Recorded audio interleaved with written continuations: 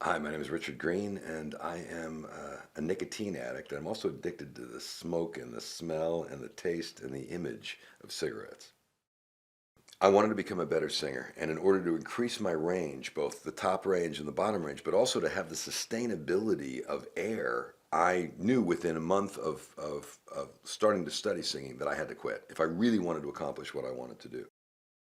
It's really, for me, my experience every time that I've done it is it's 3 days of absolute hell. It's 3 weeks of no sleep and 3 months of regret. And then you start to wake up and not the first thing you think about is a cigarette. But it is a daily addiction.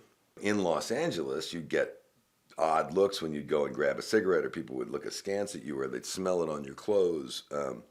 But in Europe, where I've spent a lot of time, I mean, it's still heavy duty. People expect you to smoke. It's odd you don't smoke. Everybody offers people cigarettes in Europe. The only way I've ever succeeded in quitting smoking is cold turkey. There are things that can help you achieve cold turkey. There's hypnosis. There are herbal remedies and various things that will keep you calm. But if you don't get off the cigarettes and let it get out of your system, you're addicted. You're strung out. I know people who have been chewing gum or taking nicotine tabs for years. Cold turkey is the only way that I've found that's successful.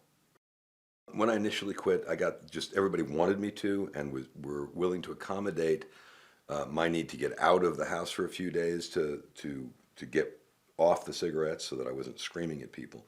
And they were very supportive in understanding that I was going to have to deal with this on a regular basis. It wasn't just, I quit, it's over, now treat me like everybody else. I quit, it's over, and now every day I have to deal with this addiction. And sometimes I'm not going to deal with it as well as I could. And that's going to cause me to be a little bit more erratic or impatient or a little angry.